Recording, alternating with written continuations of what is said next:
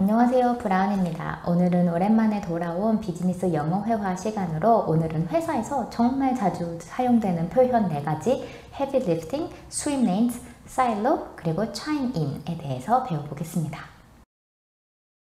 첫 번째 heavy lifting은 물론 무거운 것을 들다 라는 뜻도 가졌지만 회사 상황이나 figuratively 쓰일 때는 hard or difficult work 또는 제일 시간이 오래 걸리는 일, 제일 중요한 일 등의 뜻으로 사용되게 됩니다. heavy lifting이라고 쓸 수도 있고 heavy lift라고도 쓸 수 있습니다. 첫 번째 예문입니다. Reaching a final deal was relatively easy because most of the heavy lifting had already been done. 이런 거래를 성사하기 위해서는 가장 중요하고 가장 시간이 오래 걸리는 것은 중요한 조항 하나, 디테일 하나하나 검토하면서 거기에 대해서 이제 네고시에이션을 하고 컨클루전을 만들어내는 것인데요. Ironing out details 하는 heavy lifting이 벌써 다 끝났기 때문에 그 거래하는 것 자체는 비교적 쉬웠다. Reaching a final deal was relatively easy because most of the heavy lifting had already been done. 두 번째 예문을 보겠습니다. It really took some heavy lifting, honestly, because it wasn't clear that the business model would work, he said, of national expansion. 어떠한 회사가 이제 regionally 운영을 하다가 이제 전국적인 확장을 하려고 했는데 이렇게 regionally 쓰고 있는 비즈니스 모델이 전국적으로도 먹힐지 안 먹힐지 클리어하지 않았기 때문에 처음 시작했을 때 뭐 이것저것 조사도 많이 해야 되고 비즈니스 모델의 정당성도 검토를 해야 되고 많은 일들이 필요했나 봐요. 그것이 가장 어렵고 힘든 일이었으니까 여기서는 it took some heavy lifting 이라고 take이라는 동사와 함께 사용됐네요. It really took some heavy lifting honestly because it wasn't clear that the business model would work, he said of national expansion.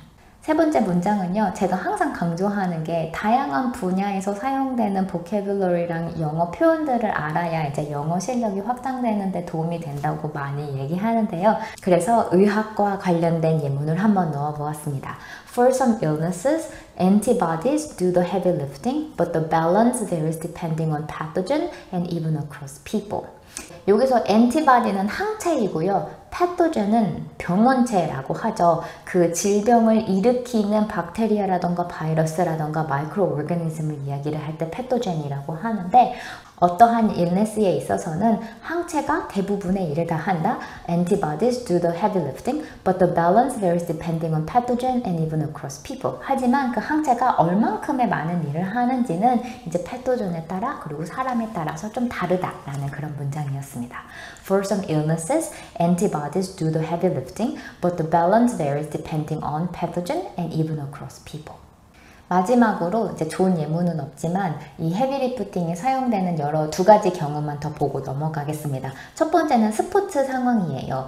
예를 들어서 농구 경기에서 골든게이트가 100점을 스코어해서 이겼는데 그 중에 뭐 한 30 몇 점을 커리가 했다라고 하면은 he did most of the heavy lifting 이라고 쓰고요. 그리고 또 헤비 리프팅이 사용될 수 있는 경우는 주식시장입니다. 주식이 요즘 같은 경우에 왠지 모르겠지만 주식이 정말 많이 오르고 있는데 그 주식을 산업별로 쪼개보면은요. 테크놀로지 산업은 고공행진을 하고 있는데 비테크놀로지 산업은 진짜 지지부진하고 있거든요. 그럼에도 불구하고 이제 테크놀로지가 워낙 올라가고 그 테크놀로지 회사들의 마켓캡이 워낙 크다 보니까 전반적인 주식 시장 지표는 막 올라가고 있어요. 그랬을 때 technology companies did the heavy lifting 이라고도 할 수 있습니다. 두 번째 표현 swim lanes는요. 당연히 회사가 아닌 상황에서 썼을 때는 수영장에 있는 레인을 뜻하는데 회사에서 쓸 때는 이제 오리진이라고 해야 되나? 프로세스 플로우 차트가 swim lane이라는 이름을 가진 차트가 있어요. 이 차트가 어떤 거라면 예를 들면 이제 고객으로부터 주문서가 들어오면은 그 주문서에서부터 시작해서 실제로 물건을 팔고 돈을 받을 때까지의 그 프로세스를 각 부서가 어떤 역할을 수행하는지를 그린 차트입니다. 거기서 파생이 되어서 이렇게 세로로 구성되어 있는 이 세로들 또는 하나의 세로를 지칭할 때 swim lanes 또는 each swim lane이라고 부르고 또는 하나의 프로세스가 처음부터 끝까지 진행될 때 그 관련된 그 여러 가지 부서들을 지칭할 때 swim lanes라고 부릅니다.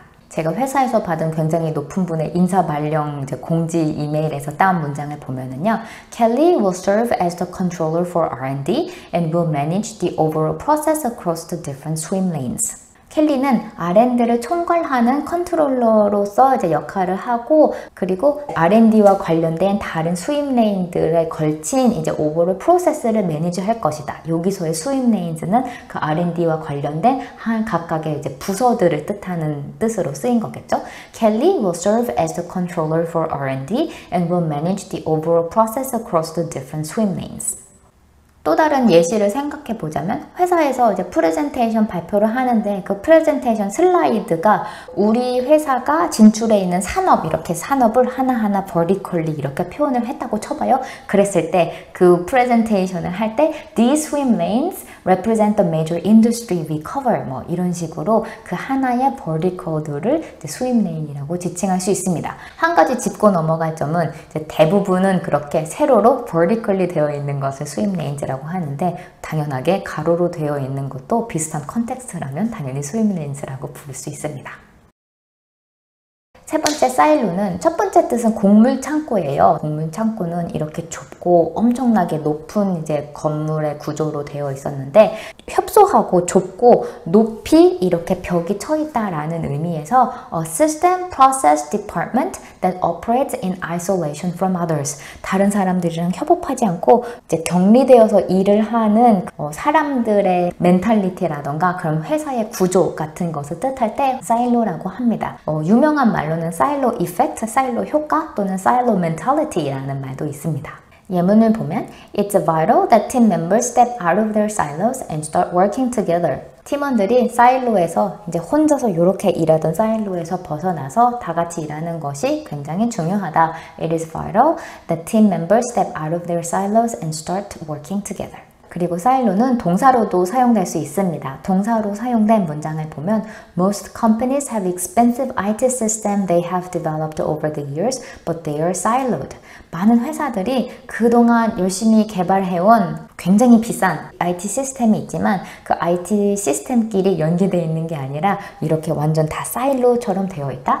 Most companies have expensive IT systems they have developed over the years, but they are siloed. 그리고 마지막 표현은 chime in입니다.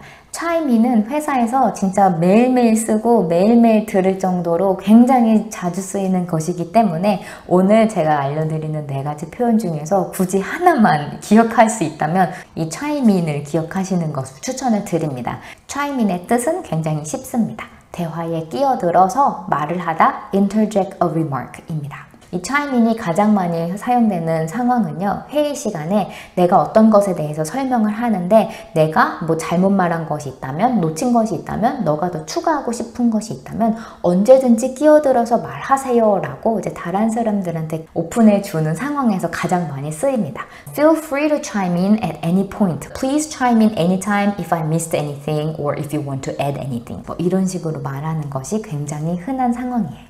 여기까지 회사에서 많이 쓰이는 비즈니스 표현들 heavy lifting, swim lanes, silo, 그리고 chime in에 대해서 배워보았습니다. 도움이 됐으면 좋겠고요. 그럼 다음 시간에 더 좋은 영어 표현 가지고 오겠습니다. 그때까지 안녕!